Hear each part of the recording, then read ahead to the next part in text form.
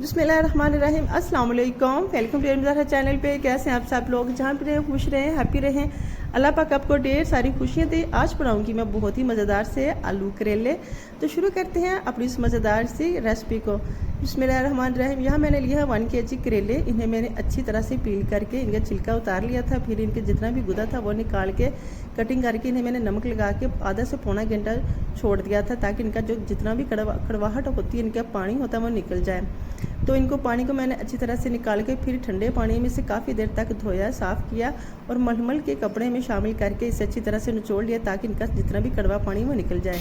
तो पहले मैंने कढ़ाई में से शामिल करके 4 से 5 मिनट तक के लिए फिर भी इसे भून लिया, ताकि इसका जितना भी इसमें पानी रह गया वो इसमें ख़त्म हो जाए।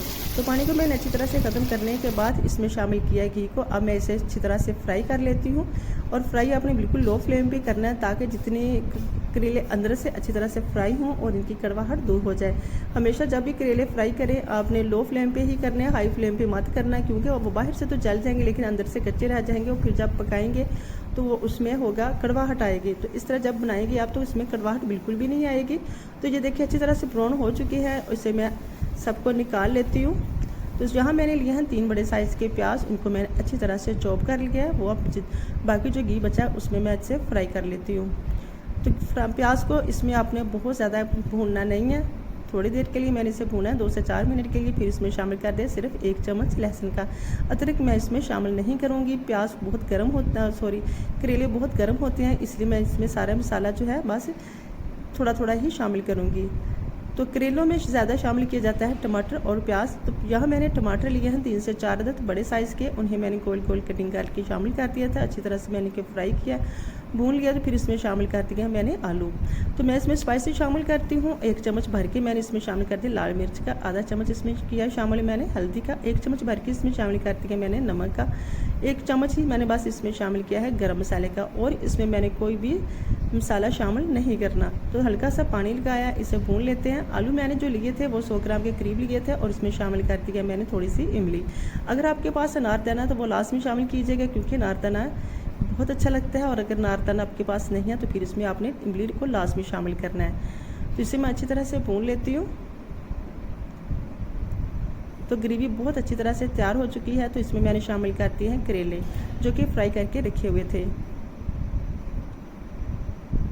टमाटर आपने इसलिए इसमें लास्ट में ज़्यादा शामिल करने हैं कि वो फिर अच्छी तरह से जो करेले होते हैं वो यकजान हो जाते हैं और खाने में बहुत अच्छा जायका आता है, कड़वाहट बिल्कुल भी इसमें नहीं रहती। तो अगर आप इस वक्त चाहें तो इसमें आधा कप दूध का शामिल कर लें, ताकि जो थोड़ी बहुत कड़वाहट होती है करेलों की वो ख़त्म हो जाती है। लेकिन मैंने इसमें दूध अभी शामिल नहीं किया, क्योंकि मुझे पता है करेले मेरे बिल्कुल भी कड़वे नहीं बनेंगे। तो अब इसे गार्निश करते हैं सब्ज़ धनिया और सब्ज़ धनिया और सब्ज़ मिर्चों की, और इसके ऊपर लगाते हैं ढक्कन। उसे छोड़ देते हैं 2 से 3 मिनट के लिए दम पे। फिर से करते हैं डिश आउट। मज़ेदार से आलू करेले बन के तैयार हो चुके हैं। तो यकीन करें इतनी अच्छी खुशबू आ रही है, मैं आपको क्या ही बताऊं।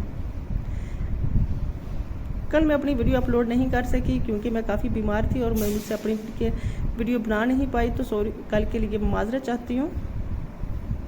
तो मज़ेदार से आलू करेले बन के तैयार हो चुके हैं। डिश आउट करते हैं। अगर आप इस स्टेज पे आपको मेरी रेसिपी अच्छी लगी है तो जल्दी लाइक कीजिएगा। चैनल पे नए हैं तो चैनल को जल्दी सब्सक्राइब कर लें, ताकि हर आने वाली नई वीडियो का नोटिफिकेशन आपको मिलता रहे। साथ लास्ट में बेल आइकन का बटन प्रेस किया करें।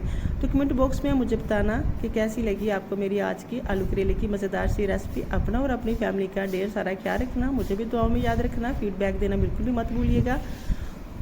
मिलते हैं नेक्स्ट टाइम नेक्स्ट रेसिपी के साथ। तब तक के लिए अल्लाह ने के बाद।